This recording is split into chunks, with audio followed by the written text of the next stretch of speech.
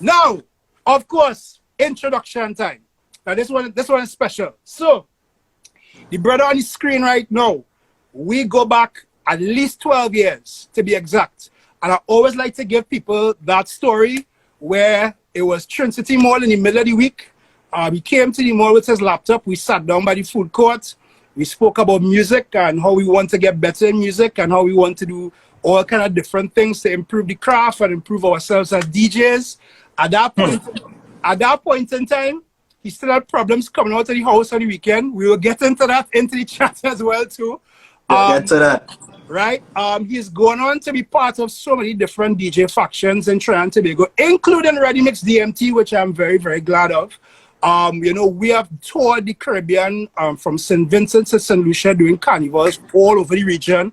And he has been able to put and position himself as one of, if not the best DJ right now in Trinidad and Tobago. And for me, it's not just a DJ, but it's come like a talking to my little brother on the chat. And I told Chacha that at Group 3, we wanted to save this one for way down. So yes, we were very glad to have everybody so far. But this, my little brother here is somebody who we wanted to save for a special night. So, ladies and gentlemen, otherwise known as the baddest, Kerry Nicom, aka Selectah Kerry. As Shane would say, Kerry! Kerry! What you gonna say? A bunch of men go put Kerry in the comments just now. So yeah. Kerry, what going on, brother? I good. No, I know you're going through. Let me start with that first. I know you're going through a KFC to bank right now. Right, next topic. Next topic. Outside of the KFC to bank, how has the entire situation been treating you personally? Well, to be fair, it taught me how to just do nothing and enjoy the downtime. Because downtime is something we don't get. Right. And whereas people would say, oh, they're fed up at home, they're fed up at this, they're fed up at that. I actually enjoy the little downtime home. Well, it now starting to get borderline. Alright, I'm fed up now. Right, yeah. Let me get back into it. But yeah, how much times we just get to be like, alright, Friday, you're home. Saturday, you're home. Sunday, you're home. Yes. Correct. So on top of it, no KFC. On that note, what games we into right now on PS4 and who getting licks the most online? Alright, but NBA the can't beat me. FIFA you might stand a chance. With Call of Duty, I just Jan Puffy there, man. It's get licks bad. Yeah. It's get bad licks there. Yeah, just Jan Puffy looking like them just be on that like 24/7 right now. Yeah. But after 1-2 in the morning, them sending requests. Yeah, because I remember you tell me I think it was Sunday night when we spoke, you said you slept and got back up like 1 o'clock in the morning and you were on with Just Jan and Puffy getting killed out in Call of Duty. Yeah, boy. Yeah, it's ridiculous. But that point you make about the downtime is something I really want to come back on because you and I had a personal conversation about that, which I think is something that everybody could benefit from. I want to let everybody know as well too that the questions that we got today on Instagram, I have all those questions. So we're going to ask Kerry those questions later on as well. And if you have any more questions, you can shoot it up in the comments. One of the biggest things everybody who I encounter, obviously, who has done work with us and seen us travel, is wanted is really and truly how Kerry gets so talented. So I want to start before that and say, where did the passion to get into DJing come from? I think it was just growing up around my uncle and the rest of DJs. Right. Because they had their sound system back in the day. My father was part of that. Really? Before he turned on the gospel side of things. Right. He was telling me this the other day. He was like, that was his sound system was 220 sugars. 220 sugars? 220 sugars. That was in the day of Papa Rocky, Rennie B. Right. I can tell you how far back. Yeah. Kabuki and them fellas was now starting off. Honey Boy Dexter. Right. And he was telling me, because he builds boxes and he has a system and things. So he was telling me the other day, he said, you all have it nice. And I was like, what do you mean? He was like, back then, everybody had to come with their own system. Right. I was like, what are you talking about? He was like, well, if it's a hall, right, I come with my system, which is, let me say, 2 2 horn and a box load of tweeters. right, yeah. And you put one in a corner, one in a corner. Shomari come with his system, he put one in a corner, one in a corner, Right. one in a corner, one in a corner. So I was like, how that work? He was like, well, I play a song, you play a song, or I play a session for 15 minutes, you play a session for 15 minutes. Yeah. Then the DJ come on, then play a session for half hour, 45, and then they go. Right. They're grubbing and all saying Dr. Hyde. Right. And I was like, what? I was like, so nobody used to thief, nobody box on me. I was like, he said, well, it had none of that. You just come with your own system. And I was like, wow, we really have it nice. You just walk with a laptop, or back then you walk with your CDs, or you walk with your... You see like a man saying Sunday school in Northeastern, you know what you're talking about. Yeah. Which is my alma mater. Like I went to Northeastern College, so big up the Sangre and the posse with that. Correct. Yeah. And 220 Sugars was right in the road opposite Northeastern in Providence. Right. That was the original song. Yeah. So this is close to where you live, right? Very close. Northeastern is right up the road. Like you can walk to North. And if any of you guys don't know, Kerry is a born and bred Grandy person. You know? That's country. You understand? The first time, my mom is from San Grandy. So for the first time, Kerry was like, yeah, just come the road by Northeastern. It's like, all right. And they go into this road, it's like, that is where you live in. And it's not to cast bad aspirations in the place, you know. It's just like you never expect that Kerry living so far out of it now, you know? Yeah. So you're saying that is where it started from. Yeah, and then watching them, and I just being around, I was like, let me touch, and it's like, don't touch. Right. And when the nut there, you're going and take a choke and it's rubu, and then you hear, ee, and you know, a needle break, and you're going and sleep. Yeah. And you wake up with 2 hard lash. Right. Yeah, so that basically is where it started off from. That just sparked it. So one of the things I found very interesting in the conversations that we're having with everybody, and as I tell everybody, I learn a lot about people that I doing business with years in these conversations, equally as much as everybody tuned in right now, right? I know for a fact, I know 1 or 2 people want to be pilots. I think Puffy said he wanted to be an IT engineer. Is it that for yourself, there was a career that you had put aside that you would adamant that is what you were going to do, but you ended up into DJing at this level? Well, my degree is actually IT based. Right. But music just took the forefront because, I don't know. It was weird at first because I was like, I wonder if I can make a living out of this. Right. And then it was like, I actually make it. Wow. Yeah. But it don't just come like that, because when you now start off, you don't go and be like, boy, I want 3,000 to play. Right. Or I want 1,000 US to play, or 1,500 US. Right. You had to start, well, here what? I will come and start your party. And if you like me, I will book me for the next one. Right. Or I will just pay my driver now. Right. Or here what?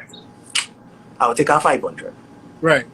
And that is you and MC. But back then, I was micing and playing for myself, so it was like it. But before we even reached to that, it was how I reached into the party. Right. and that now, big up Barry Hype as well. Barry Hype say Redymix, so big up yourself. Yes, Barry. Big up yourself, Barry. Man. Good so let me get into this one-sided conversation, because obviously this is a side of Kerry and I personal relationship, which I will share because I don't think you have any problem with me sharing it. Now, Kerry comes from, I don't want to say religious because I don't like using the word religious. I think that you could use much more of a spiritual background because your parents have a particular relationship with the faith in God. Okay. And in the earlies, when Kerry used to have to do events, there were points in time when Kerry could come out on the weekend, right?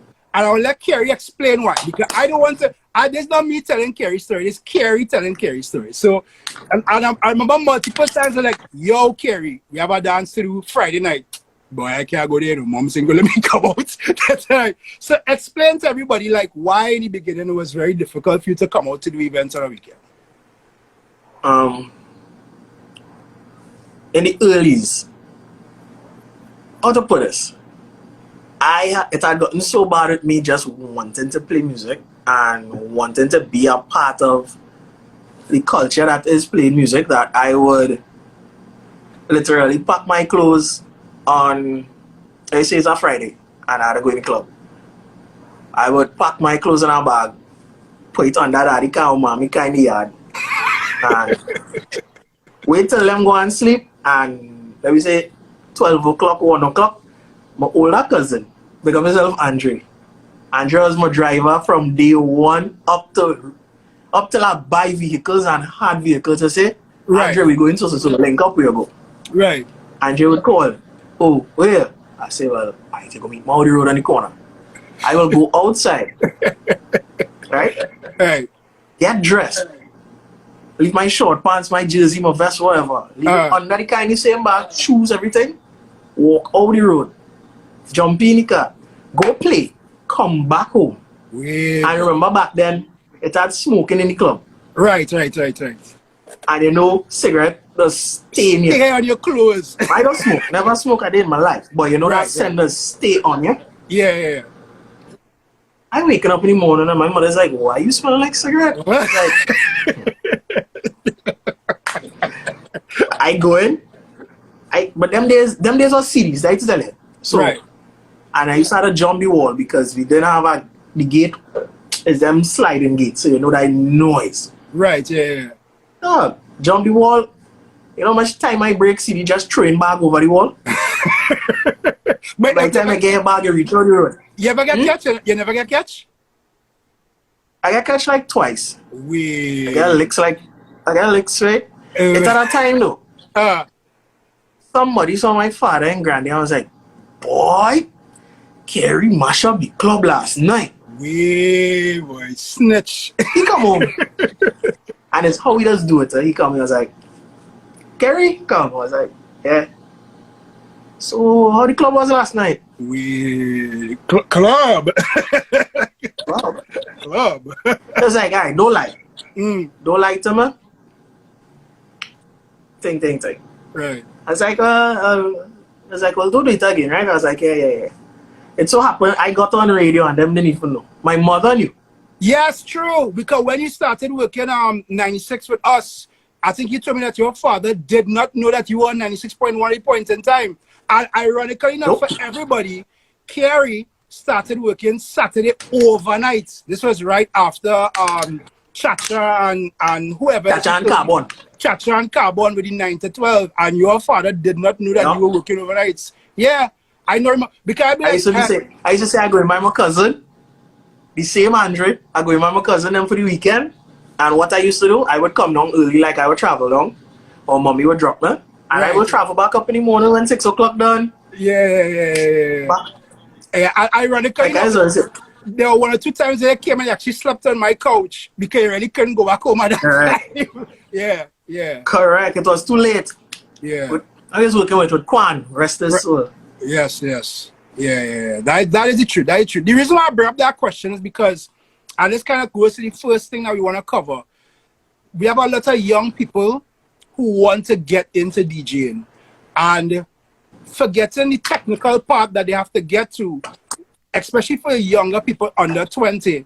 It's real hard to convince your parents that, you want to be in an entertainment field because there's always a stigma that is attached to entertainment, you understand, especially being involved in parties or whatever. When do you think was the breakthrough that both your parents was like, because I remember my breakthrough. My breakthrough was my mom.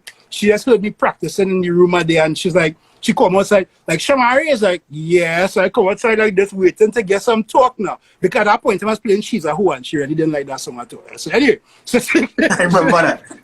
She come outside like, you can really play, I don't like that song, but you can really play, So she she saw the talent and she was able to do that, to identify that and put support behind it now. Do you think there was a particular moment when like your parents either heard you play or they realized what you are accomplishing is like, you know what, we really should support him in doing this? I think it was when I stopped. Okay, if anybody know me who close to me know I spoil. And I think it was the point where you want to say it a little bit louder? Yes. You want to say it louder? Anyways. Anyway. I think it was the point where I stopped asking for things and I started contributing. Right. And they saw that plenty people telling them, well, your son bad. Right. Or like people who tell them my mother and shit. I'm like, what, let's Kerry? Yeah. You know, even because I was a musician first, everybody know me as either drummer or keyboardist. Right. So it was like, why would you go that way? And it's how you can balance it with church, and it's always that. Because I was on radio and still in church, and it's like, mommy is like, people talking, and it's like. But did you ever feel, you know, and I've never asked you this question, did you ever feel any personal conflict for that? Like, you know, so again, as I said, you involved in church, you drumming and playing the keyboard, and then Saturday night is like Gaza, and then Sunday morning it's back in. So at any point in time, did you feel like real conflict in yourself? Like, you know, I don't know. Right. And it got to a point where I was like, all right, you can't do the two. Right. Yes, you could have your own personal spiritual relationship with God, or with whoever your religious entity is. Yeah. But it don't feel right. So I was just like, you know what? I would do me. Right. And my parents were like, you have your values, you know what you're for. And I was like, well, yeah. Right. Just go straight. Yeah. Because if you know me, I don't smoke. That was never me. Right. I just love music. Yeah. Like any forms of music it could go like, you know that. I just be listening pillar to post. Wherever I feel to listen, I will listen. And if I don't know it, I will go and find it. That is actually a very interesting point to segue into something else I wanted to ask you. So one of the things that always comes up with conversations when we perform and when you do stuff on your own is how Kerry is be able to pull the kind of tunes that he's be able to pull. That's be the general consensus. So I had this conversation when we interviewed Laird, and Laird was like, you know, he know when he hires Kerry to come and play, Kerry go and play some tune that you go and sit and be like, wait, boy, where you find that tune from? What is the process for you to be able to find music and to be able to choose music that other DJs wouldn't play? What is your process like where that is concerned?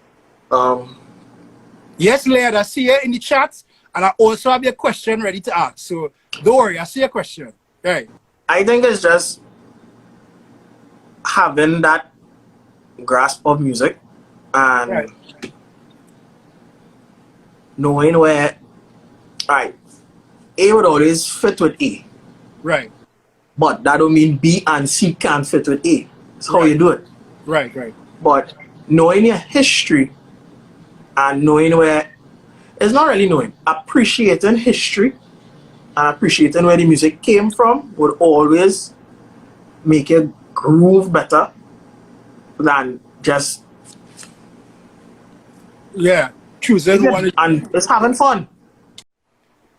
Going to events where the music is not telling a story does just throw you off so badly that you actually feel disconnected from the party. That is the truth. You and I have gone through it multiple times. Like you actually start up, and as I think it was Akil was saying that last week, it's like, who's that DJ playing there, boy? Like, you know, so it's important to be able to tell a story with music. Do you think now that a lot of the younger DJs are more geared towards playing what's safe as opposed to playing and telling a story? I think that, not to knock the newer DJs, the younger DJs, but I think they still don't understand the concept of playing for self and playing for people. Correct. Because I used to do it. Right. It's that nobody could have told me about time and place and you're cutting tune too fast and you're playing only big tune now, and I was real arrogant. Right. I was like, right. 7 tune in 10 seconds. And people stand up like, huh? Yeah. And I in the back like, yeah. Yeah. And you would notice, like, you would say low, and from the time you say low, you done oh, gone already. Bad man no left them up, and it's like, yeah. But it has I don't know if it's just that they just don't have guidance, or they don't have. I think it's appreciation for it, right? Appreciation and love for it, because most of the new DJs now, they're so caught up in self and, let me say, what is it, the zest and running down forward. Right. Let us forget that the show is not about you. Correct. It's about the people you're playing for. And because the moment it turns into you, that is where it does end up. Yeah, and Barry Hype and I had the same conversation when we spoke last week. And Barry was saying that, you know, for him, it's always about performing for people now. You know, and even though people come to see you, at the same point in time, you come to play for them. You know, so in essence, it really is about them. When we step on a stage to perform, what we're doing is not based in, well, Kerry or in Shomari or in Chacha or in Barry or Private Ryan, but it's based into entertaining them. And I think a lot of times, I saw DJ Sly talk about it, everybody want to play the top 40, or what is the top hits, or what is the zest, or whatever. And you know that. You know when, you would know when somebody don't beat out top 40, and just be like, yeah, exactly. So I would say then, one of the keys to success when it comes to Selectah Kerry is always bucking the norm from what everybody doing and trying to have appreciation for what you could do outside of the normal. That is the correct thing to say? Yeah, that is the correct thing to say. And I know that I've seen that development in you, and you're right. So for anybody that doesn't know, Kerry was cut master before. So you Kerry playing and again 20 songs in 10 seconds. Like, it just happening. But as you rightfully say, over time, there's a development and appreciation of, as you say, let music breathe. Yes, and sometimes you let music breathe. Sometimes people, you want to cut things fast, but at the end of the day, it's a story you want to tell, right? I want to get to some questions because I get real plenty questions today on the Instagram. So I'm going to start with layered question, because layered question going to take us into carnival, right? Now, we all understand that there is a challenge happening right now with COVID-19 coming out from the carnival situation. We don't know what the situation is for carnival next year. But Laird asked a very interesting question, which is a debate I had with DJ Adam. And that was, why does Kerry take so much gigs for carnival? because at the same point in time, when you're saying Kerry now, Kerry, we're doing Saturday, right? Well, boy, I bought boat, right? For 10, our one for 4, our next one for 7. Then we have 2 dancing south. It's like, wait, like, how though? So, is it, I want to add to that, just before I answer, I want to add to what Laird said. Don't you find it challenging doing like 1 million events in that short space of time? No. Actually, no. Right. No. And understand why.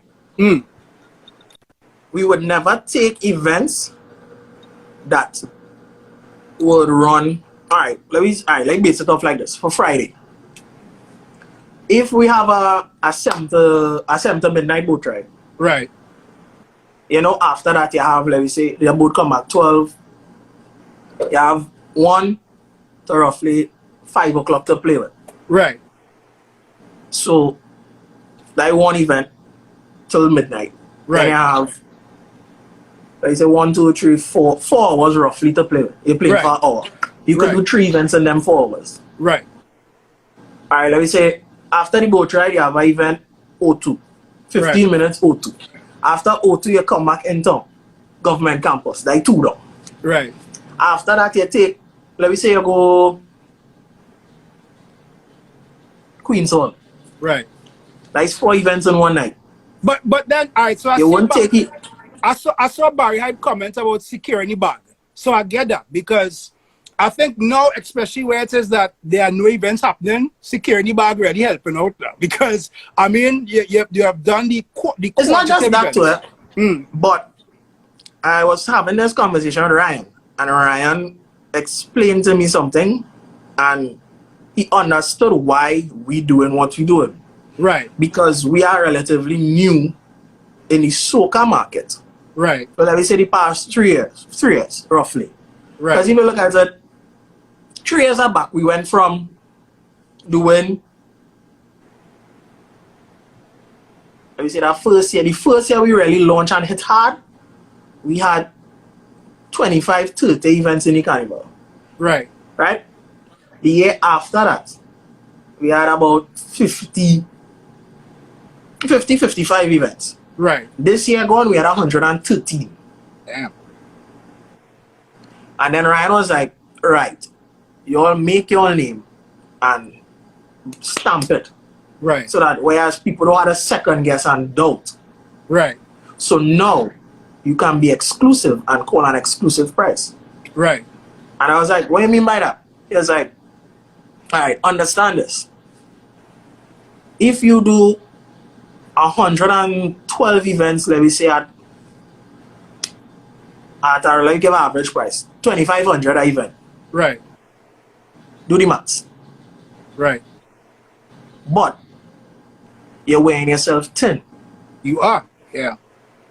But he explained something else. He was like, you take 40 events or 10 or 20 events at, let me say, at 5,000.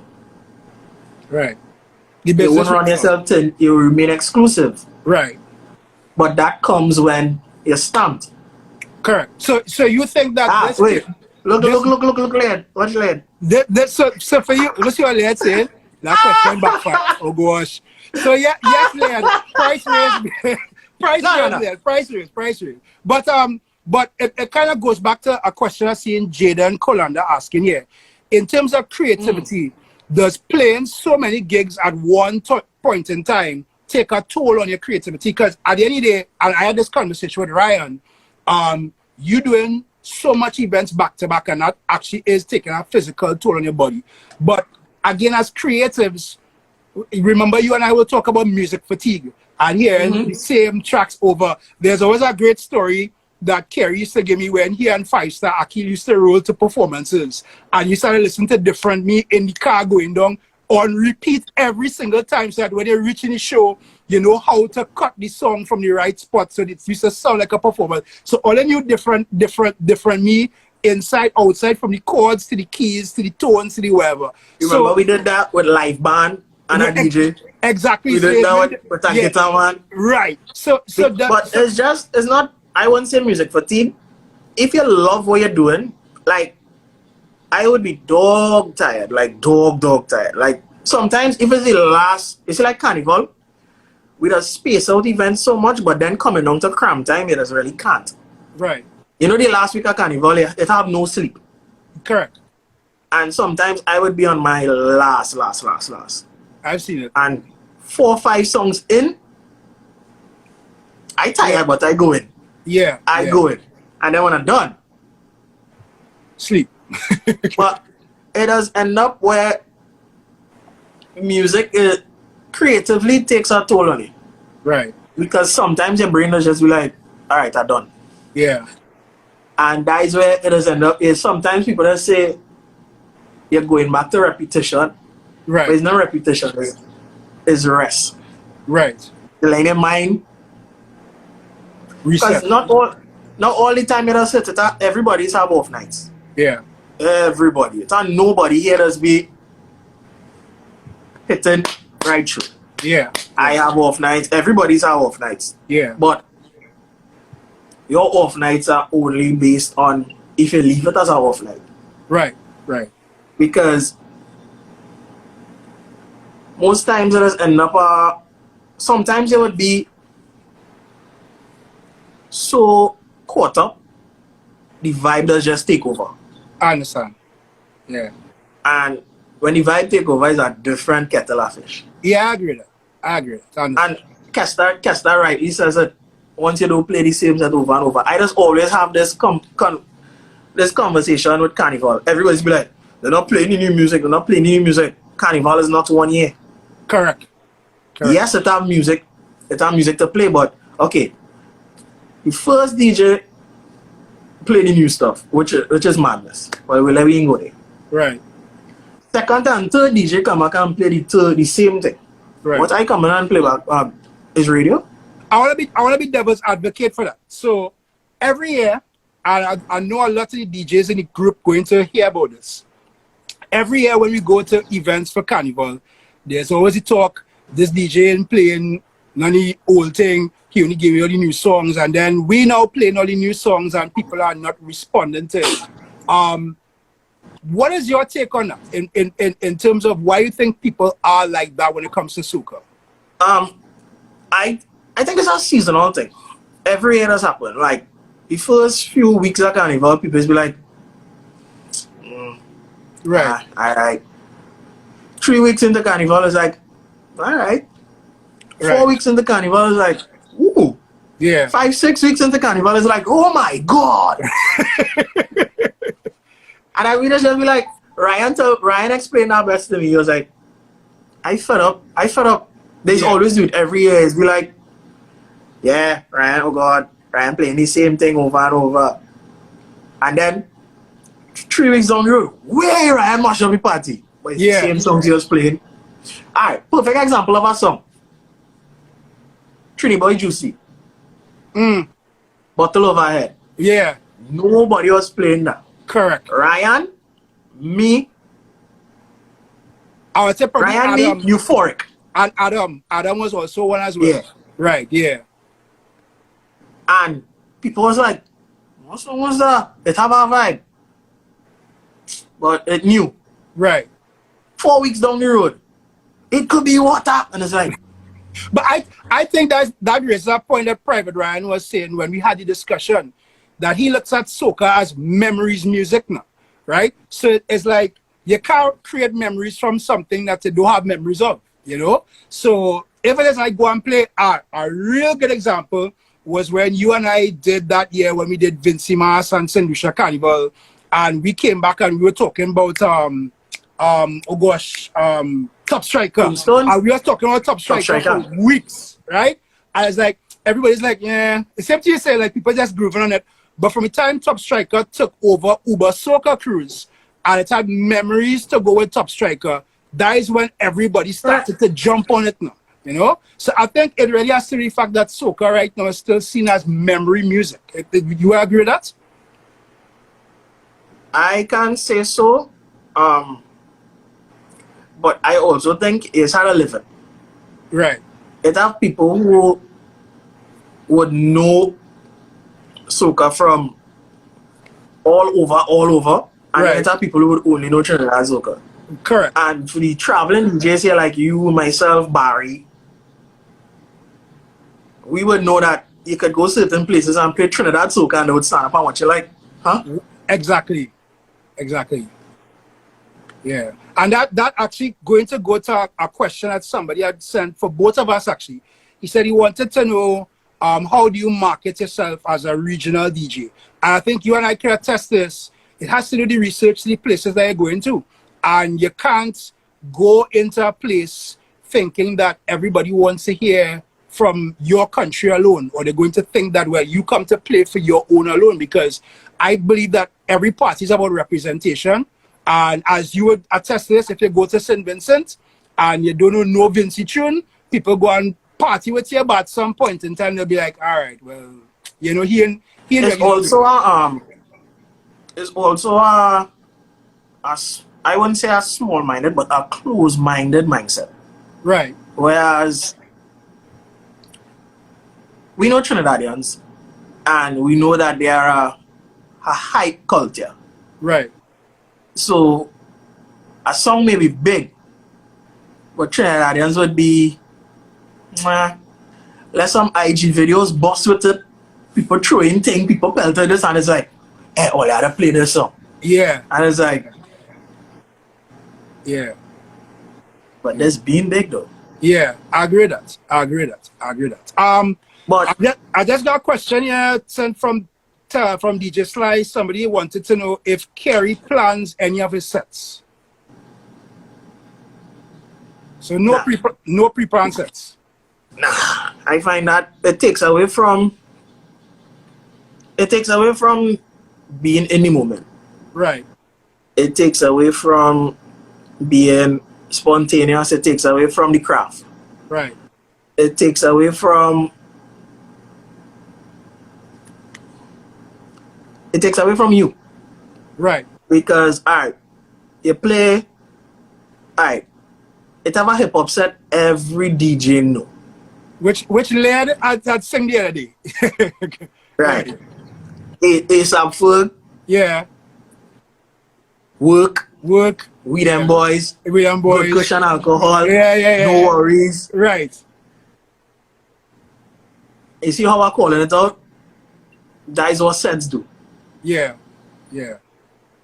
And if I go in, let me say, I go in on a road and I play in hip hop, it don't need to be the top 5, the top 10, the top.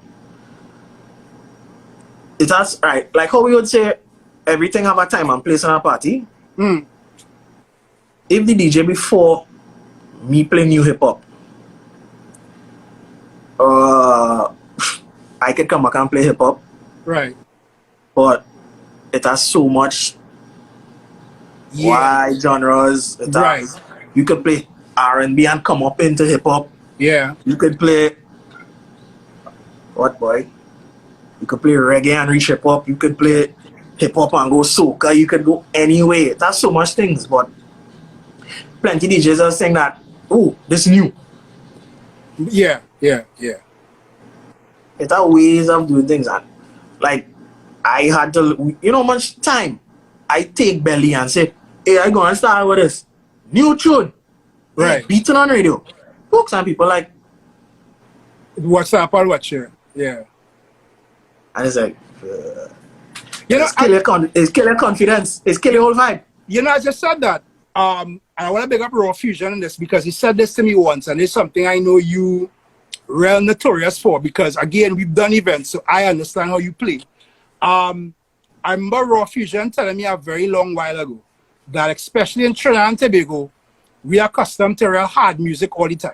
So when you hear a DJ start with R&B, or start with something slow, whatever, whatnot, it's almost like DJs here, many DJs here, I'm not going to say all, but many DJs here don't really look out of the norm of hard music. You understand? Music that always have a particular tempo. Do you agree with that point as well too, or is it that you think that is changing?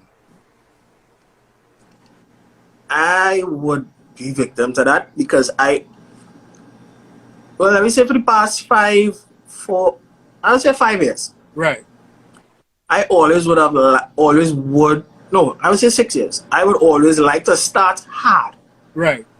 And then I was like, okay, you start hard and then 15 minutes down the road, you start start so hard.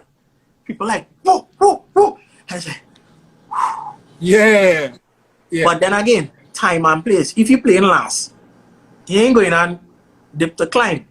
Correct. If the party here, it doesn't make no sense you take it from here and go to here. Yeah. You go from here and you go up to climax. Correct. But I think we grew up in a hard culture. Yeah. Whereas everybody I want Instagram post. I want people to say, boy, them come and damage. Yeah. You can damage with slows. Yeah. You can damage with country music, time and place. Correct. I don't know your crowd. Yeah. Mm-hmm. Do you think that is more because of competition as opposed to guys working in unison? Because remember, and it's just me thinking about it, like if you are a DJ, you want to be able to stamp your name on the event, right? And just for argument's sake, a guy coming to play and Selectah Kerry playing before him or whatever, whatnot. Then he, as much as he might look at it as, yeah, well, he want to play he wants to show himself up to be a good DJ. Remember, he playing either before you or after you. So he thinks that he had to come and really impress now. You understand? So do you think it's more because of the competition of wanting to impress and to state your position as opposed to, well, the kind of relationship like what we have, we're like, hey, Kerry, I go and do this, so you go so, and then you tell this one do whatever, and everybody have to understand it? That's the thing, we don't tell men what to do. Right. We never say, boy, you go start with reggae, I go come in with hip-hop. Right. It's like, no, but I don't mean by genre, but I mean by the understanding of the event now, you know? No, it's understanding as a DJ. Right. Because it's had nothing to do with ego, it have nothing to do with wanting to impress. Because if you play after anybody, you would just do you. Right. Because if you come and play a position, it would be appreciated more than you trying to come and do and be something that's out of your element. I agree. Because, all right, let me say, it have plenty times we have been on boat rides and DJs trying to impress DJs, and that is not what it's about. Yeah. If you are playing, we are playing for the people partying. Yeah. It's not about you. That brings back to the point. It's not about you. Because it have plenty times we could play first, second, third, last. Right. And the party would run dependent on the vibe. Right. I would not say sometimes, all right, let me say for carnival, the big tunes was like, nah, stay up. If you're going down that vibe, are jamming. Yeah. And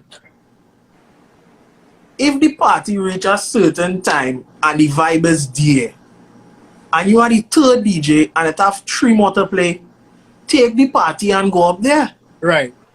You're not going to say, nah, I leave enough for down in the end with the big DJs and them. Yeah. There's have plenty music to play, and man, plenty people does end up stifling the vibe. Right. So that when the next DJ come and try to bring it back up, there's like, yeah, but we'll see already though. So what would you say is one key step for younger DJs then to understand the pace of an event? That is why when I look at this, is as you pay every event about, as you and I have been talking about this for years. And this is my constant talk, like is part of my whole psyche. Playing an event is telling a story, right? And your story have to have a beginning, it have to have a middle, it have to have an end. You have to know that you're going to have a book 2 or book 3 to your story, which might be the other DJs to play after you.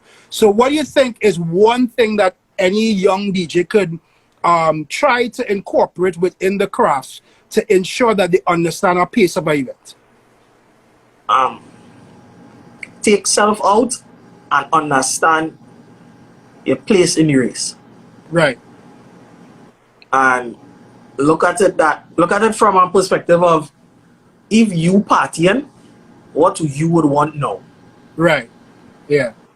So, alright, if I not reach the event, put on my case, I hailing people. Hey, what is this saying? It have no way in God's green earth. When it comes to mass, I'm a top striker and I wasn't good. I'm now seeing Rom asking here, how do you, this is a good question. Rom is asking, how do you handle requests from fans? So the one girl in the front of the party like, Kerry, I want to hear so and so, so and so. How do you handle requests from fans? I just do it in a real nice way. Yeah, YouTube on your phone. No. On a real I honestly, when I play and I like to focus and constant people blah, yeah, bye, hey, it's be like, but it can be rude. Correct. But it's just to let them know like, hey. Yeah. And it's like something most young DJs don't do. As going back to that topic, point and somebody showed to me. There's reach to a party 5 minutes before the play, and don't even say, alright, let me see your history. Or, hey, what played before? Or what played 2 hours, 3 hours before? Right. It's nothing rude to ask a DJ, excuse, what you play before, boy? Right, Acknowledge. yeah. Right. But look, Shastri is saying as a DJ, if you're doing your job right, you don't have to face requests. That is a lie. 100 people in a party, you cannot please 100 people at the same time. And you will have the 101 person that want to hear something that you just didn't like really you could be factor. playing reggae and a man come, hey, I can hear Bailamo. Yeah, exactly. And they expect you to play it. No. Yeah. It don't work so. Correct. All right. So 2 questions quickly. I'll get these 2 questions fast. Look, somebody is saying, look, somebody just now, why young DJs are always the topic? Why can't some of the older DJs be put? The older heads be the topic as well on the bad side. Because you take that you take it for your point of view. Let me hear what you would say about it. I would always say we would use the younger DJs because we have a point of reference with the older DJs of right, wrong, what it's supposed to be. And Guido perfectly said it best, but I can't say it if I'm being politically correct. I didn't reach that far because I missed the question, but because right. That's it. Yeah. But no, I think it's not to pong young DJs. So I want to make that I don't ever pong young DJs unless they're doing rubbish. Yeah, I would always pull you aside, and you fed up see me do this. Right. Yeah. I would always pull you aside after and say, bro, you're going good, but you play first, this, that. Here, work on this, work on that. But respect. Yeah. It have some who would be like, thanks, I appreciate it. And it have some who would be like, who we feel he talking to? Yeah. But I don't really see them after, so. Yeah. And as I said, it's not to pong young DJs. It's not a pong. Because as we were saying, everybody's have off nights. You've had an off night, I've had an off night. Everybody's have an off night. So there's not to say that there are not DJs who are more seasonal or experienced. Look, Clyde fed up do that. Look, Clyde saying it at all. Clyde fed up call me after my shift. It's 2 o'clock in the morning. Yeah. Why you scratching and pulling up tune? Yeah. Vibe. Yeah. And is it true? So we're not. I want us to be clear to everybody that we're not pounding young DJs at all. However, I do feel that one of the best things that mature DJs could do right now is share the experiences and mentor younger DJs for them to understand particular tenets of the craft, so that even if they make the mistakes that we anticipate that they're going to make, they would understand how to prepare their mind to be better after. And that is something that not all DJs are willing to do. Not like, to be honest to everybody, not all DJs willing to have conversations like this and say, yo, this is what you could do better to be a better DJ. Because some people want to keep that institutional knowledge for themselves. But we don't want to do that. We want to be able to open up the knowledge to everybody, because we believe that better DJs make better events, and better events mean more people are happy, you know? So if Selectah Kerry or Chacha or myself or anybody from Groove Theory could come out from this and impact somebody to be a better DJ in the long run, that is something that I think is really important. I want to get this question quick from somebody who just asked it a little while ago. I have myself have had the ability to work with you, so obviously under the Redymix banner. You've worked with 5-Star Akil both as Akil DJ and for performance and DJ. You was part of Trinidad. Anybody who are forgetting, I know if I'm forgetting anybody, but of course also working with Shane as well. So the person just now wanted to know, how important is it for you to have a good announcer working with you for events? It makes my job easier. A strong announcer who understands go in, come out, alright, let the music breathe, you could flow. Right. Because like Caution, Tobago. Caution had a party on on a rooftop, I forget the name. Right. And it was music. When I tell you music, one thing, Right. them to be good DJs just play music. Yeah, for real. Big up 3D, All-Star era, and them fellas could play music. Right. So when you go across Eclipse, that was the yeah. party. Yeah. Keenan and them was on the cast too. Right. And the party was music. I don't even think songs play over. And wait, what was the question again? In terms of how important has it been for you right. to have Yeah, to yeah. have these, and then just add to that, there you and I've had this discussion as well too, that outside of me, there are only certain announcers that you would work with. So you don't work with everybody. And that's not because you're casting bad aspirations on anybody, or not because you don't like anybody, but just be yourself. But just because the individual that you are, you work with particular people. So that's why the guy was asking, how important is it for you to work with I guess it is. Yeah. Because alright, if I work with a new announcer who doesn't know me, it makes my job harder if he doesn't understand how I play. That I need my two decks. I need my space. Right. I don't need you every 2 minutes is Yeah. low. Yeah. Low. And I gotta be dodging and twisting and it don't work like that. I rather a mic man who not even close to me. Right. If you want to say somebody ask so low, go and low out in front. you go out in front. You Yeah. don't need to be stuck up next to me. This is Yeah. the space for the DJ. You have a cordless microphone. But Yeah. Yeah. your cord is not 5 feet. You Yeah. have a range, so you can roam, venture. Yeah. But I don't know. I work with certain people, very few. Yeah. And I can qualify who I would say are my top 5 announcers. Mm. I would say Shomari, Poison, Bashi, Penny, Kevin X, Trevlin. Nice 6, but we're gonna take the 6. Yeah, that's Yeah, it. nice 6. And Yeah. that is it. Yeah. For real. Outside of that,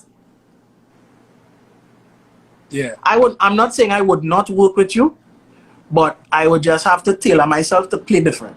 Yeah. I Like- understand it. Me and Cardo worked for a few events with the carnival. And it was flawless because Cardo understands the science. And he's very professional. He's very Correct. professional. Cardo is a very underrated announcer in Trinidad and Tobago. For real. And it was the first, I talk about it, this was the first time we ever worked. Yeah. Like I have heard him at events, he heard me. And it was like the first time we ever worked, and it was like, alright, cool. Yeah. I want to get into the other 2 questions quickly because we want to keep in time tonight. Obviously, one of the things that you've been able to incorporate in your repertoire is being able to use real good scratchability and technical skill with music, right? And I always like, there's another Kerry story which I share to people. In case you've never seen Nick Cannon drumline, I was always liking Kerry to Nick Cannon and drumline. Kerry's the kind of guy who would not know a scratch and stop and look at it. And then the following morning, he will come like, yeah, well, you remember that scratch you showed me yesterday? And he can do the scratch 10 different ways. And you'd be like, dog, how you pick up that so fast? So one of the questions that came from somebody, which is the exact question, was, what were your struggles in learning to scratch now? So I guess to add to that question, I would ask, how do you think you are able to pick up the technicalities of scratch work? So I won't say easily, but be able to pick it up so professionally the way you do. I think being from a musical and a drumming background, Right. it has helped me break it down. Right. Like, let me say, I would hear a beat going, and I already know that, alright, this scratch go fit there or that scratch go fit there because I hearing it. So is it It's a that drummer thing, you would always know. So look at you break down the scratch like a drum pattern then? Right. Because it is. It's rhythmic. Right. So you already know, alright, if I beat going, You can't do a scratch that is for a song that pam, pam, pam, pam, pam, pam. It won't work. Yeah. So you had to do it to fill the space because plenty men think scratching is to shine, but scratching is just to add essence to it. Right. To stay in that groove. Because if you're scratching, let me say 94 BPM, a scratch that is something that is 125 or 115 would not work at 92. Right. It won't add up. It will just sound like, huh? Yeah. And even people partying. Yeah, remember like sometimes I would scratch and bring in a song, but the beat don't stop, even if you're scratching. Because you had to keep that. Yeah. If you stop, jugu, jugu, jugu, jugu, jugu, jugu, jugu, jugu, people can't stop moving on. It's like, yeah. So we feel it as. Yeah. One of the things I see coming up in the chat, I see it from Guido and a lot of guys, is talking about older DJs and younger DJs. And again, I want to make that point because Guido said you should learn from your mentors and your idols, but find your own sound and your identity. And I agree with that. Because again, that's what I think is important, that some of the more mature DJs, and I will put that now as if I say a criticism of some of the mature DJs, that we really don't take time to mentor younger DJs. We just don't. So it's always end up being a generational thing now. Like you feel that because you have how much of a year's experience that you know everything, and because you now coming out, you don't know nothing, and it's not really a matter of that, it's a matter of actually blending it in between the two, you know? Like I remember big up Robin. When it was dangerous Robin. Right. I remember I used to go and sit on Robin shifts, sir. When Robin was doing drive time. Yeah.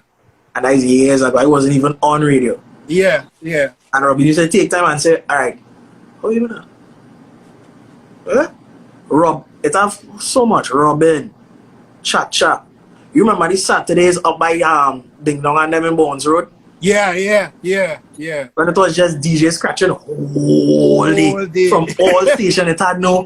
It had no break, it had no food, it had no drinks, nothing. It was just scratch. Yeah. But back then it had a love for it too. Because I remember when I was working the 12 to 6. And I would come from 8 o'clock. Correct. And I would watch. Yeah. And I would say, hey, come on, show me that. Cha-cha, show me that. Alright, next week. Cha-cha, watch this. Pa. You're like, oh, you know that? It's like, yeah, listen. Even one thing I have a very good ear. So if I hear something, I can recreate it. Right. And I think that's how most of my scratches develop. Because I would hear something and not theoretically do it correct, but the sound is there because I heard it. Right. But yeah, let's give and take. That goes back to something that Hans said to me last week, which was you always have to be a student, because if you're a student, you'll always learn something. And as you rightly say, and I can attest to that, Kerry would come into 96, would come and lime, but really liming was just research between 8 and 12, work 12 to 6. And if, let me say, per se, I was working 6 to 9 on the Sunday, come back and still work 6 to 9. And that for you was putting in your dues to understand what it is that you wanted to do now. Now, let me take it back to early December 2019. Kerry and I had to go to Antigua to play for a party called Hush, right? A silent party. While in the airport, waiting for the plane to arrive, he's like, yo, would you see me the station, boy? Boy, I leave it, you know. I said, serious? He said, yeah, I ain't telling anybody, but there's a chance that more than likely before the end of they said in 2020 that you're no longer going to be with Slam. You're moving across to the Boom Champions, right? So I remember the day when you came on radio, nobody knew that was going to happen because for a while you were off radio. So you and I was having our conversation. It's like, Kerry, you go and start this week? Boy, nah, boy. It's like, what going on you, boy? Nah. So then, as we like to say in Trinidad, the mark bus, and all of a sudden, Kerry appeared on Boom Champions 94.1. So the question came in, which I saw real people tweeting today like, yo, why Kerry going? How come Kerry going? Boom. Wait, Kerry leave Chris and going? That's our next tweet I see as well. So So the question there is, why did Selectah Kerry leave Slam 100.5 and went to the Boom Champions 94.1? This I make sure and come with some sunset rum and juice inside it for this. That's why I have this here. This rum here. So I'm waiting to hear this story. This should be interesting. Right. This should be interesting. Actually, it's not really interesting. Right. I just found that. Look, Guido said it best. But in all honesty and in all, how to put it, respect to the Islam family. I've been there from 96 for the past 5 years. Right. And it comes a time where progression is a must. Right. And if you as a DJ in your career not going up, then you're not doing something right. But you said progression is a must. The station name is Progressive Urban, so it wasn't progressive enough. I think there's an oxymoron, but let's not go there. It's just simple things that if you as a professional and if you treat things professionally and it's not reciprocated, is like,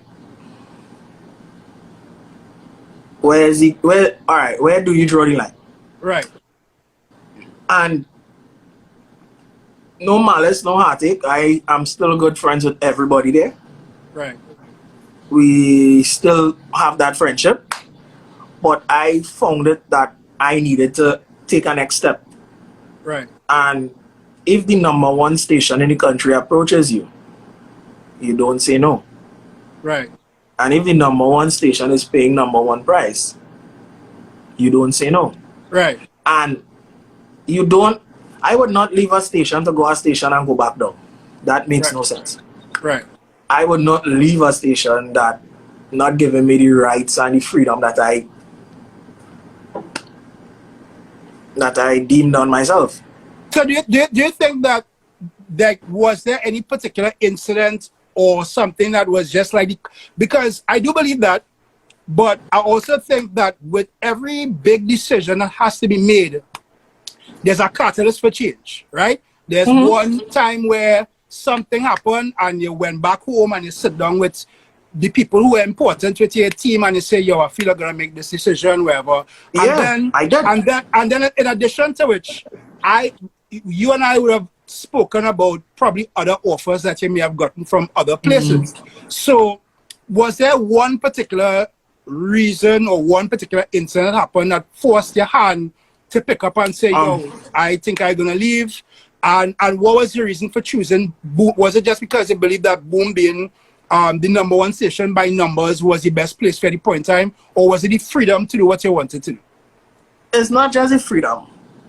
I think times change, whereas radio does not define the DJ. Correct. The DJ defines his shift. Right. Because, we know like how back then it had best 2 stations, 96, 98. Right. You know, when Charles them on, you listen to 96. Right. But when it come back to it and Blade Cell Construction them on, yeah. that is how it is now. Whoever is on and has their pull would have the listenership. Right. So I would not discuss why I felt the need to leave, because I just find that simple things that we should be getting is to beg and scrape out. Let's not go there. But and the bare minimum of children running. Okay, let's not go there. Oh God. But no malice. But it's just respect for yourself. Right. As a professional, if you don't have respect for yourself as a professional, people will take advantage of what you can offer. Yeah. And I just was not having it. I understand. Oh wow. Well, I see the comments. Yeah, I try to avoid the shade that's being thrown in the comments, because again, I want just before I say what I want to say, I want to be clear about something, right? that the purpose of the Groove You Lives are never meant to be personal against anybody, because I genuinely believe that as young professionals and as entrepreneurs, because we are entrepreneurs, we have decisions that need to be made that a lot of times, if you don't have the right guidance, or you don't have the right help, or you're not around the people that can encourage you in the right way, you might not make the best decision. And you are seasoned enough to be able to understand certain things, because, and again, I'll share the information because there's something I think is important. At a point in time, you were doing the weekend overnights by 96.1. Big up to Clyde, because I see Clyde here. And, you know, Chacha and a couple of guys were lobbying that, hey, Kerry is doing a lot of events on the weekends. It's very challenging for him to do an overnight. And I guess based on the structure of the station at the point in time, they weren't entirely too flexible in allowing you to come off of that shift to go elsewhere. And you got the opportunity to move, as I said, progression. You got the opportunity to go on to Slam. You were working with Akil at the point in time, and that 6 to 9 was one of the most popular shifts ever on Slam, right? And then, as I said, the progression will happen. So, for whatever reasons that you decide to leave Slam, it really is not about personality or person, but again, as I say, it's about valuing yourself and valuing who. Valuing yourself. It's valuing yourself and valuing what you want out of your craft, right? As on top of that, though, is just that where do you, how to put it? You can't expect a man to build a house, right? And you give him a fork and a spoon. Right. You understand what I say? Right. You can't expect a man to build an engine and you give him a sneakers. Right. If you know, you know. I understand. Not bashing, not taking away anything, but you have to know your worth. Yeah. Right? Also, professionally, if you don't respect yourself in this industry, people will walk all over you. Yeah. And besides walking all over you, your self-respect is the greatest thing over money any day. And your peace of mind. I agree with that. I agree with that. I agree. And that's just it. Also, so go number 1 and leave number 4. I'm intrigued. Anyways. But even with that, and I see Chacha here, so thanks for Chacha for being here as well. We can attest to this, that even in some of the challenges that we would have faced working radio at the point in time, one thing I will say about 96.1, and big up Tony Chowlin on this, when it came down to resources, he makes sure the DJs have the resources. If you want proper pioneers, you go into by Harry and you get fixed and you get a proper pioneer to play on. You would remember we were playing on 2 small monitors, and then, you know, Chow would say, okay, well, this is what we're going to bring now, and all of a sudden you have 2 huge monitors and a sub in the corner, and your station sounding like an actual party and not a radio station. And I think that that's something that's really important. Yeah. Correct. Yeah. It's like, you can't expect it to put out and you uncomfortable. Yeah. Yeah. It's like, you're coming to work, left side not working, right side not working. So I'm supposed to do there? Catch fish? I know, you know the funny thing about it, we can extend that, and we're going to say it now because as group theory, we believe in that. The sound system providers of Trinidad and Tobago, right? We understand it takes a lot of money to maintain our sound system, but at the same point in time, the DJs are professionals too, and we need the kind of resources that we need to perform at that level. Puffy was talking about that. Private Ryan was talking about that. We need that. Like, I think a lot of sound providers feel that, okay, well, the DJ just come with your laptop and open up your laptop and play some tunes, you know? And then the proper equipment to go with that. You know, right? I honestly think that Trinidad DJs need to start working with writers. So that basically, if you sign that contract and I reach into the event and I see a little controller toy, so Right. I would be expecting my money and I'll be going home. Right. Because you know, when we travel, we send riders with equipment. Yes, we've done that already. We've been doing And that. if we reach out there and the equipment is up to us to play or not. Correct. Like, this is what I don't understand. Right? A soca artist would say he wants green apples, a certain brand of bottled water. And if he comes there and not sees it, he leaves. Correct. But you still have to pay him. Mm-hmm. Yeah. Yeah. So, the DJs are the same entertainers though. Yeah. Look, Major Penny. Penny. Yeah, I see him. Penny can attest to this. I see him. And Penny being a mic man, right, understands that if your DJ not comfortable, your party isn't comfortable. Yeah. And then the review of the party would be like, Yeah. You will get a negative review. It's simple.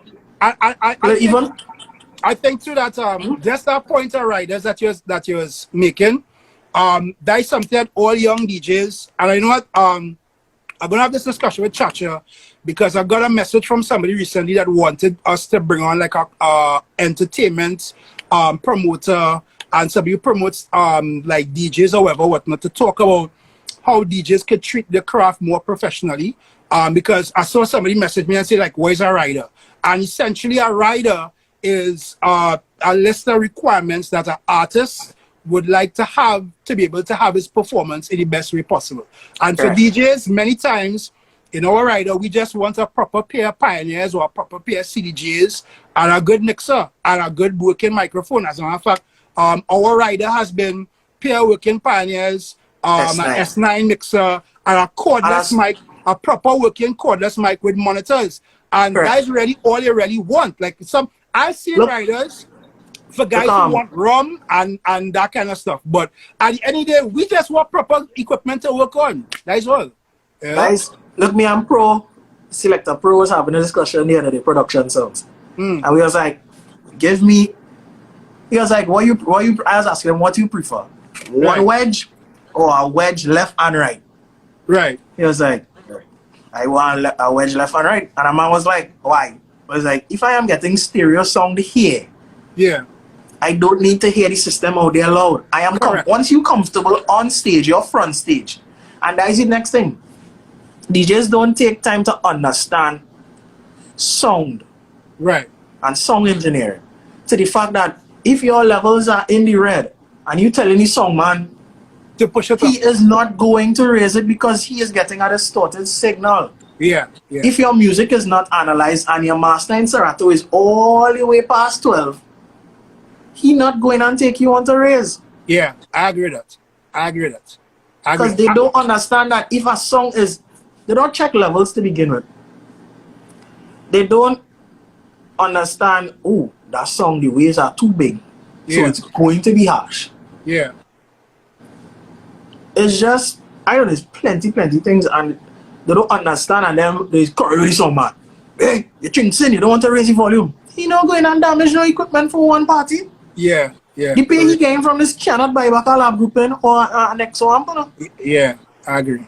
And I just saying, let me go back to the comment because I want to make sure.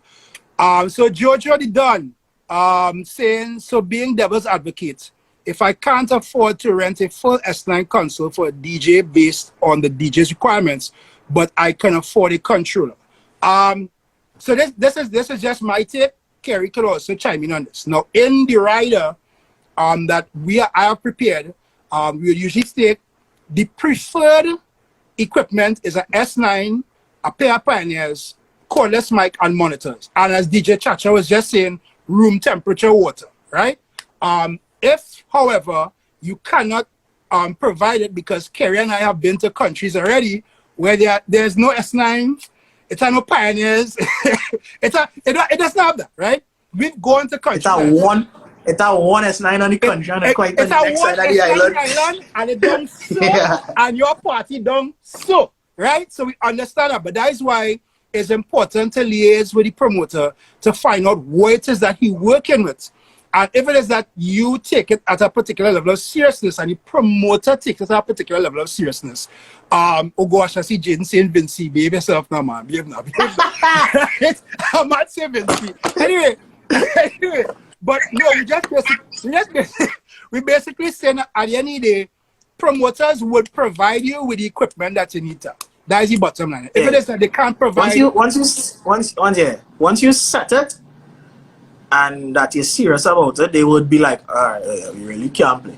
It has certain instances we reached places to play and it literally have a pair of pioneers and a S9 in the corner for us and a controller, and everybody else played on the controller. Yeah, exactly. It's just how professional you deal with people is how they treat you.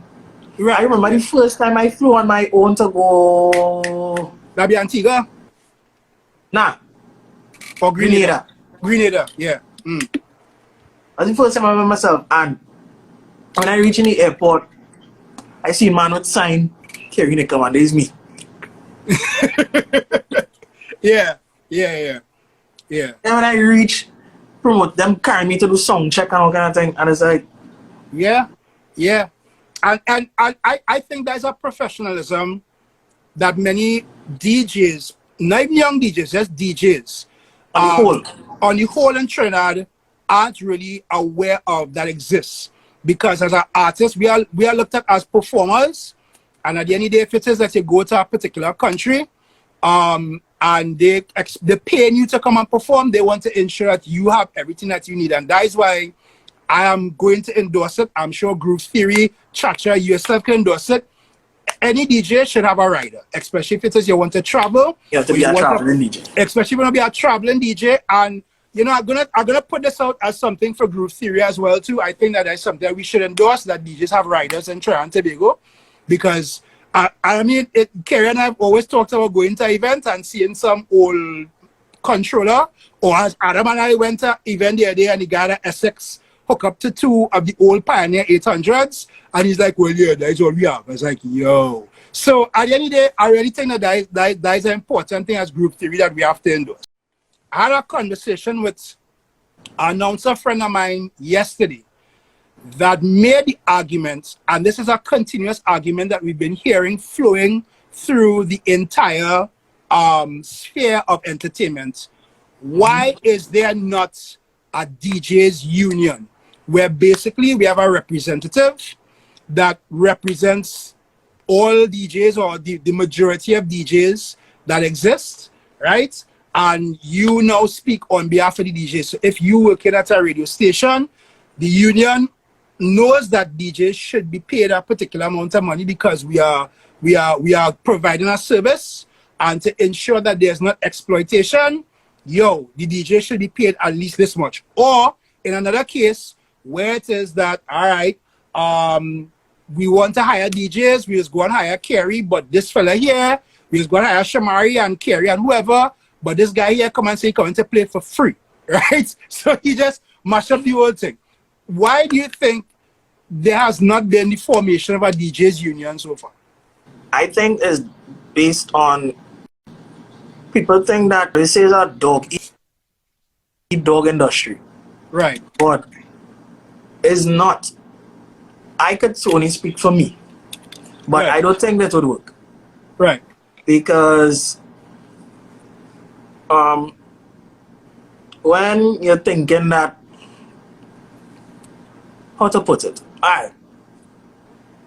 You would not hire Jordan, LeBron, and a rookie player straight out of college and pay them the same. Right.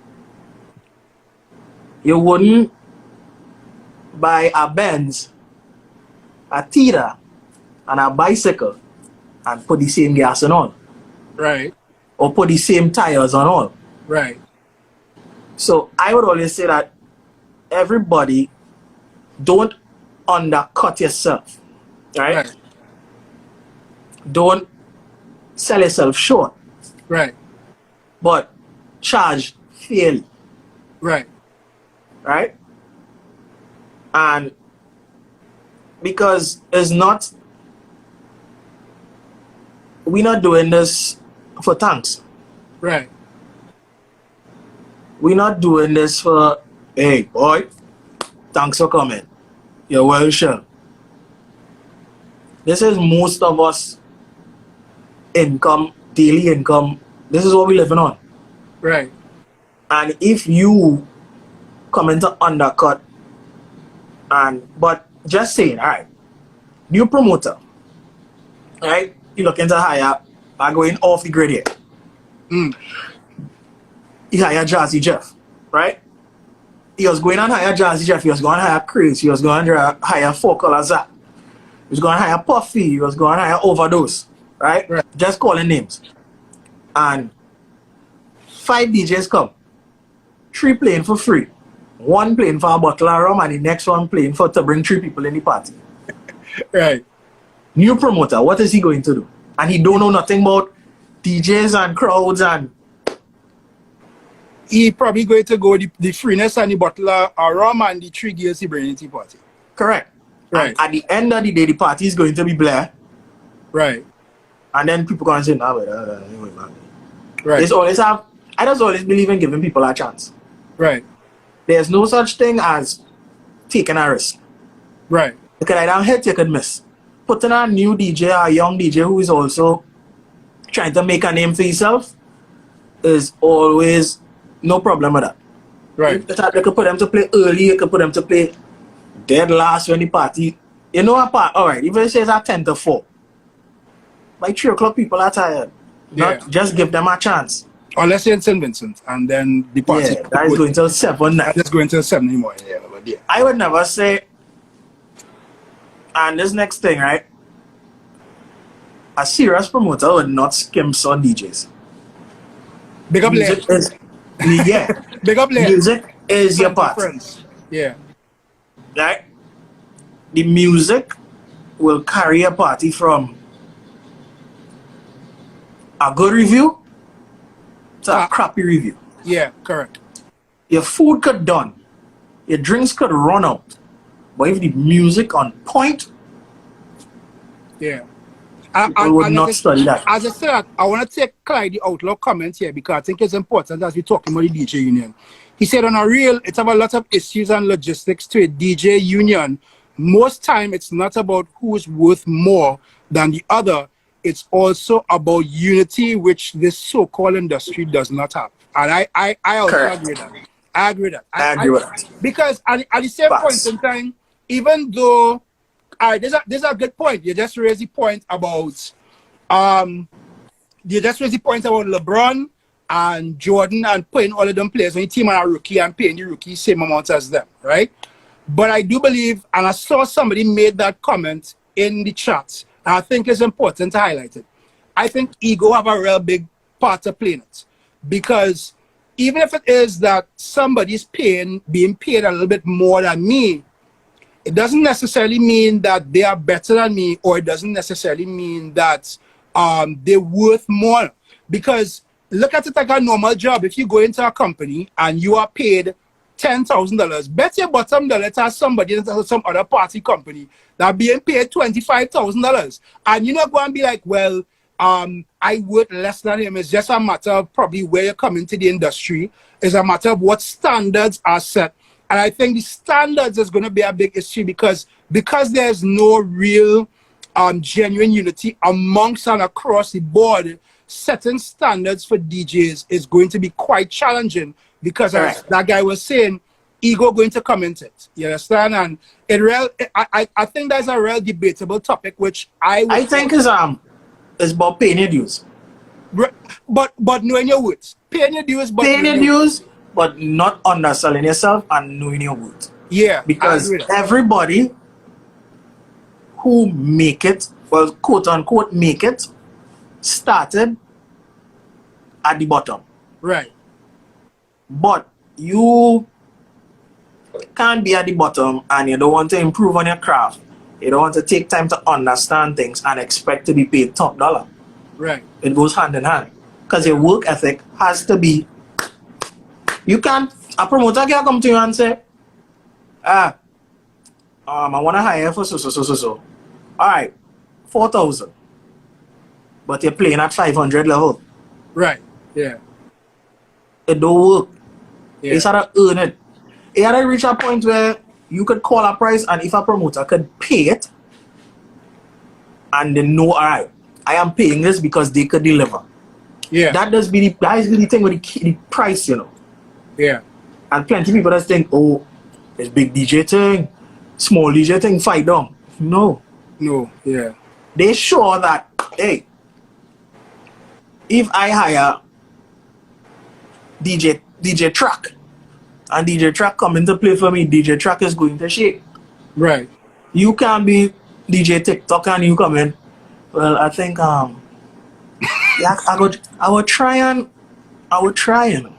I see Tigger Almighty here saying, what is $500 level?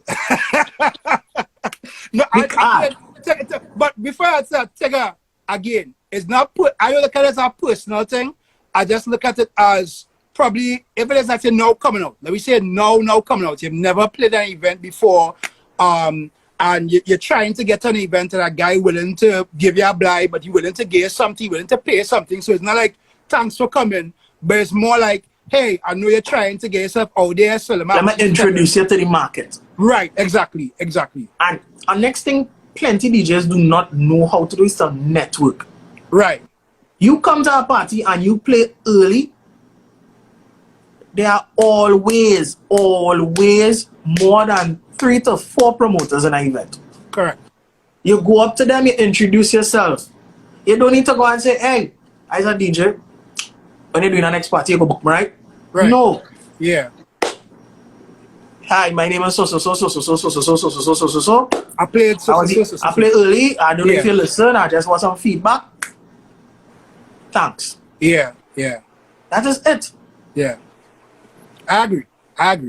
Because, perfect example of this. Ryan.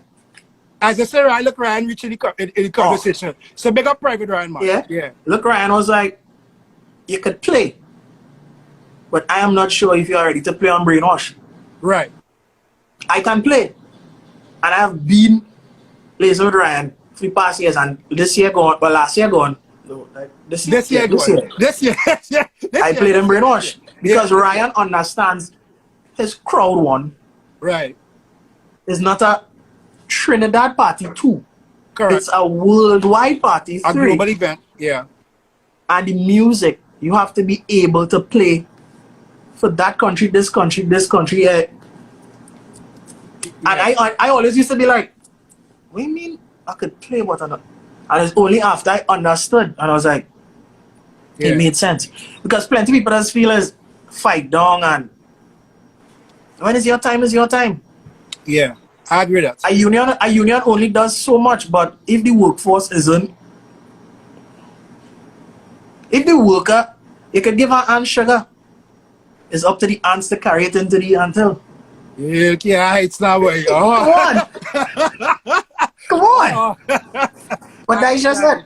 Yeah. I get you. It's up to you how much you want it. So it's 3 questions I want to ask you there. 1, why has Selectah Kerry not done more mixes? And I'm calling you out on this because I call out Captain John on this. We've been talking about this for a very long time. So that is 1.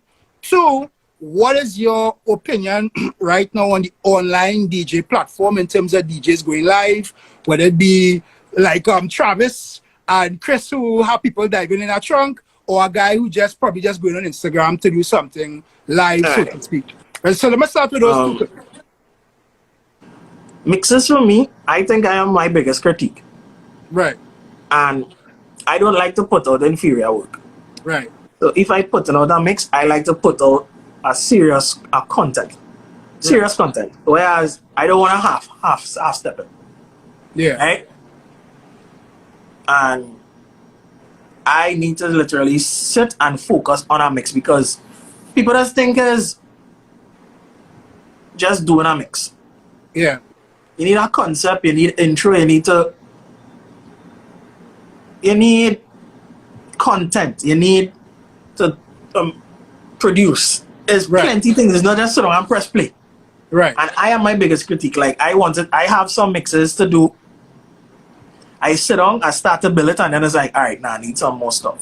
Right. Before I even press play to mix, I like to build so that when I do it, it would be done.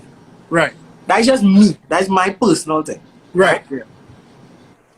And the next thing was the online events are happening. What is your take on all this right now? I do it, but I honestly don't go live for thanks. Like no, but I don't see the. I need to if it's not beneficial to me, I don't see it. Shout out to Campari, shout out to Caesar's Army, shout out to Overdose Radio. No, but I still do. But I mean, I still do think, and you could correct me if I'm wrong, that there is some benefit right now to DJs putting out content online. Like I believe now. Yeah, for you, everybody's home. For you, you understand the market that you built and the fan base that you built. But for, all right. You remember, Gopal Lock is not C-Polo. Right. You would never see Kerry doing legs and pegs. That's not my brand. That will never be my brand. Look, come and say legs and pegs in the comments here. Shout to those who do that. That's their thing. Right. Big up Travis and them, put men jumping in truck. Shout out Rigo. Rigo do a 24-hour live. A 24-hour live. Yeah. Shout out Kevin Krong, these guys. Right?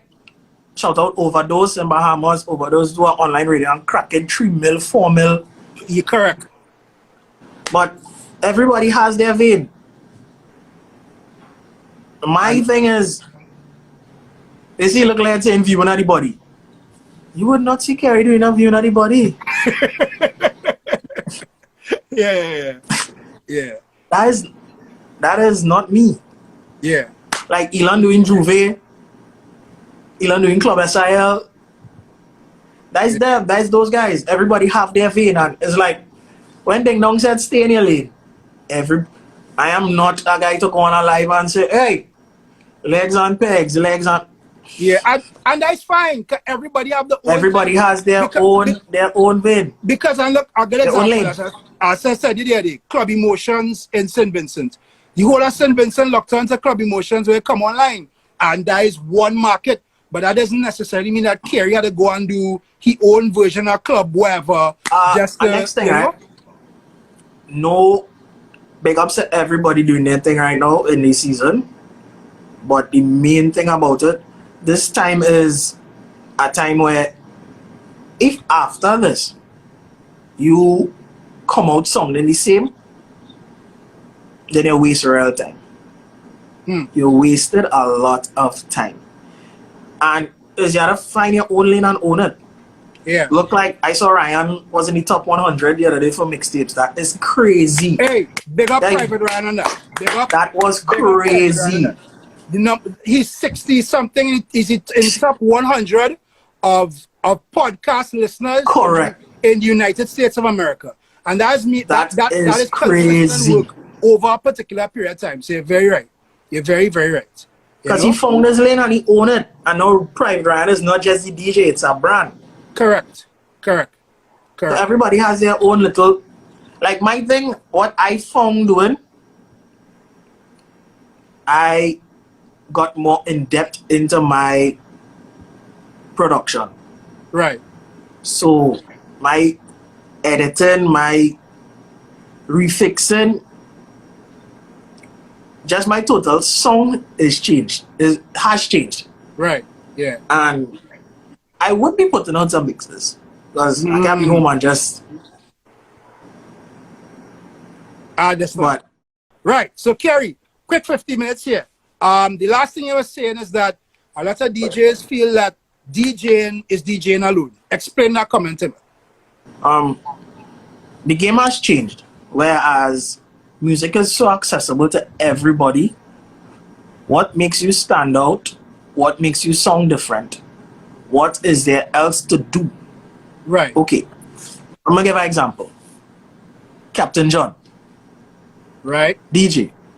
Turn producer. Right. Private Ryan. DJ. Turn producer. Right. Puffy. DJ. Turn producer, turn refixer, turn etc., etc. whatever else. Right. Right. What makes, and yet everybody does be like, oh, how they do that? YouTube is your school. YouTube is free. Right. Simple things like, let me see if I can pull up something here quick. Oh, so we go and get exclusive one time. Yeah, you get exclusive. So look at that. So right here on the Groove You 1-on-1, we get a Selectah Kerry exclusive. And just before I play that, please keep in mind, people, that even though Kerry might be playing something exclusively now, I know personally that Kerry has been working behind the scenes in production for how long, dog? Like, right. A while. I was a ghost producer for years. Right. We ain't going to say who he was ghost producing for, but he's a ghost producer for a while. Right. This is an unreleased Nyla. Right. Oh, wrong song. Look.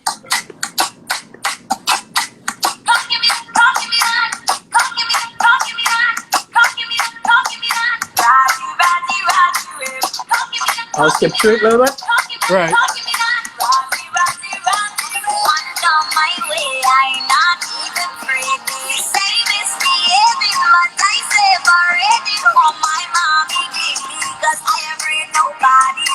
Right, that's unreleased, but Right. still have to work out it. Okay. Right. And also editing to a point where you can create your own stuff. Let us talk about this the other day, where he had banned songs, and we had this discussion in the group where even though these songs are banned, well, so-called quote-unquote taboo, that nobody wants to hear them, they're fed up, and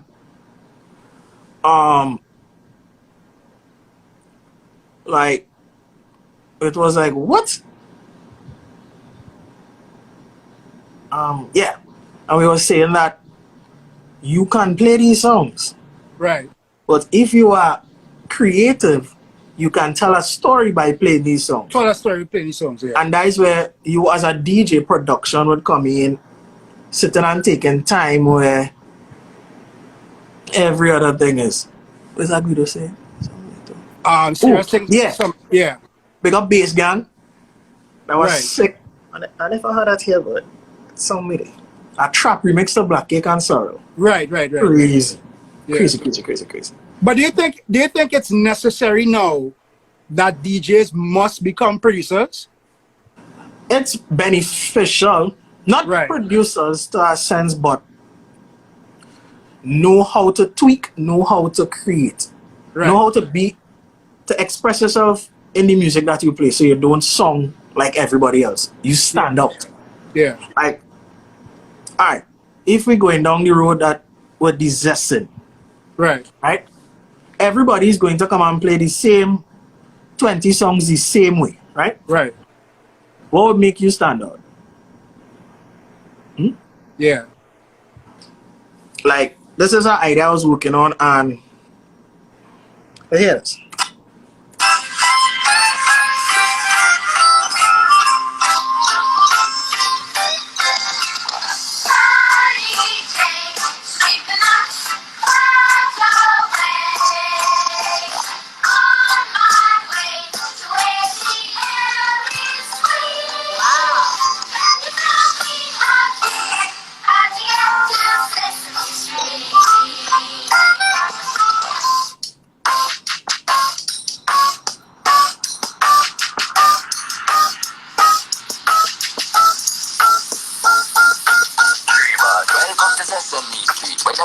Yeah.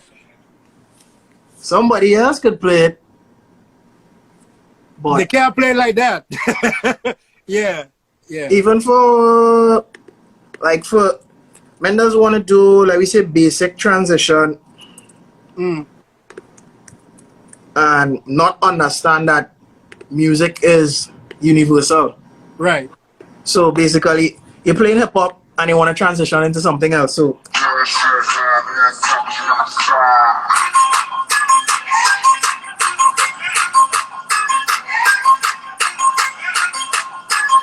they would think it's niggas in Paris. Right.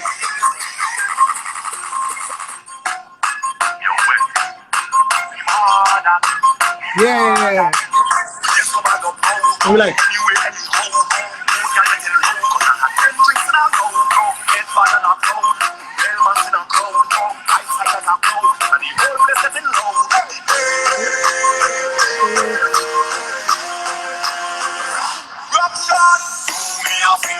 and it will catch people totally off guard. And that is where developing your own song and knowing how to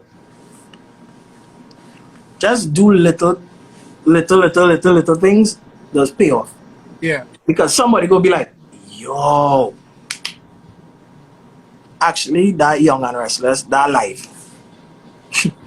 Like, it's so funny that guys in the comments right now actually remembering remixes that you do on the spot in events and wondering if you produce them remixes. That is real funny. And it goes to show the level of work and the identity that you put on you as a DJ. And that goes back to the point that I was making, that at the end of the day, you got to find your identity, find what makes you you, and create your own sound by listening to music and being able to find the technological ways to incorporate it, you know? It comes from listening music. Just listening. Like randomly listening music. Yeah. Like randomly. Yeah. Like you could be going a mile a minute. Like I build a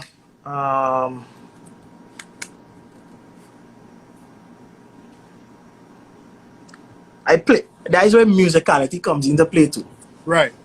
Right? So everybody know Lionel Richie All Night Long. Right.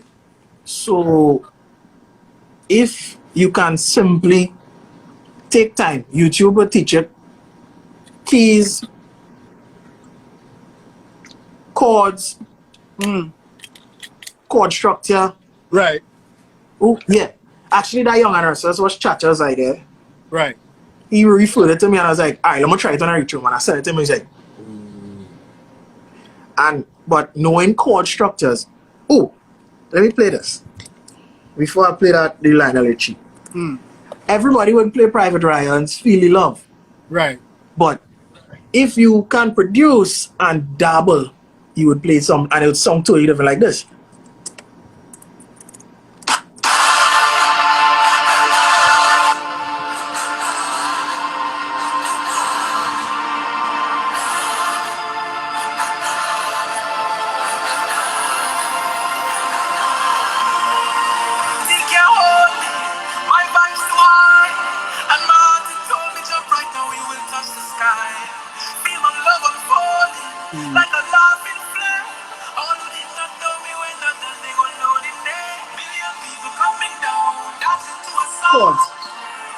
Right.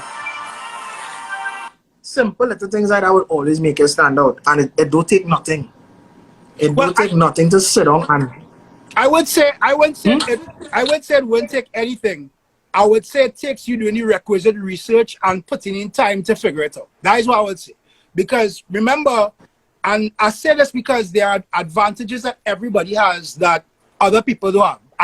I have the unique advantage to be able to play and mic and do certain things that other people can't do. You, as you rightfully said, because of your instrument experience, could break down scratching to drum patterns and to be able to hear something and recreate it. Another guy might not be able to do that. But that is why I think it's important for individuals to actually be able to use the resources that exist, YouTube, and sometimes just getting help from somebody to put in the work to building your craft on a better level. Correct, because it takes nothing to message somebody and ask. Yeah. Don't ask for the refix. Yeah, as I'm scratching. There's a difference between asking help and saying, send me that. Yeah. Because the same 5-6 hours I took looking and digging up to find something, that's the thing. People just feel like it's access to stems and acapella. If you sit down and take time to learn how to produce, you don't need stems, you can create your own. Correct. Because tell me where I get stems for this. Well, my friends, the time has come. Raise the roof and have some fun. Not stems. Right. Throw away the work to be done. Oh. Let the music play on. Everybody sing, everybody dance. Yeah. And people be like, yeah. Kerry. Yo, listen. It's Sarah comments. And yo, last question, because Kerry we're on board time right now. So there's the final borrowed time. final question for tonight for Kerry. Chacha, please stand by, so make sure you're wrong. This is a debate we've been having for a couple of years now. So I'm going to ask Kerry in front of everybody. When is Kerry going to enter Red Bull Freestyle? I honestly think from talking with past winners, current judges, that I ain't reached that level. I know to myself, personally. Okay. Because if people think that Red Bull is just going and doing a tone play and doing something off the bat, is not. Yeah. It's not DMC where it's just scratching. It's not a basic routine. Right. Red Bull constantly looks for the next. Right. And if you look from Puffy to current, every year has been something totally different, where Puffy just introduced the Caribbean flavor. Right. Then after, I think it was Damianito plug into his mic, plug his headphones into the mic, sing, record a loop and scratch over it. Right. Then J Espinosa came and did some other things. And this year, Just J was going to win. Right. Yeah. There's no if, no but, no maybe. Especially after we saw that performance. Correct. From the preliminary around, yeah. And yeah. Jay is just a creative being. Like, Jay is a demon. Like an alien. And I know to myself that for me to enter Red Bull, I personally have to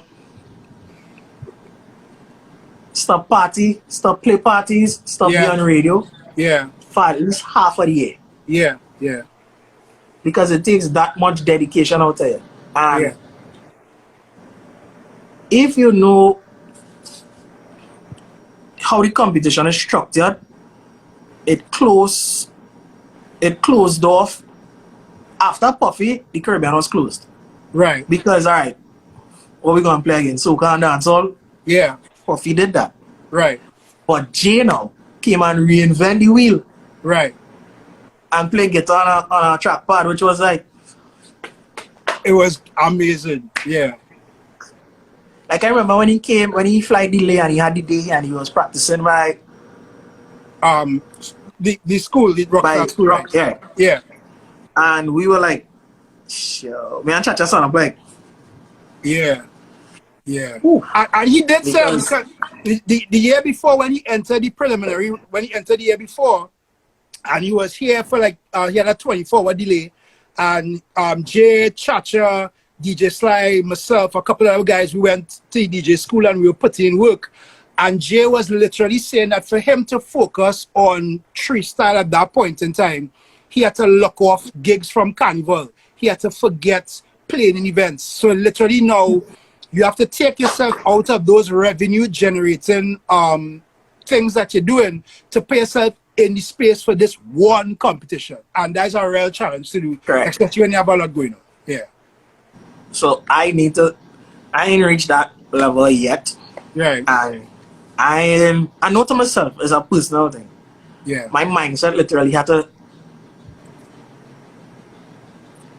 and it reached a point where your whole mindset just had to change, lock off and change and channel your focus towards that and that alone. Yeah. But Mari, it's 10:47. Yeah, I noticed that. So I just want to say first of all, brother, thank you very much for your time. I think that we will do this again. There's something that we have to do a part 2 as well, because we had a lot of people with comments and questions, and we'll get back to There is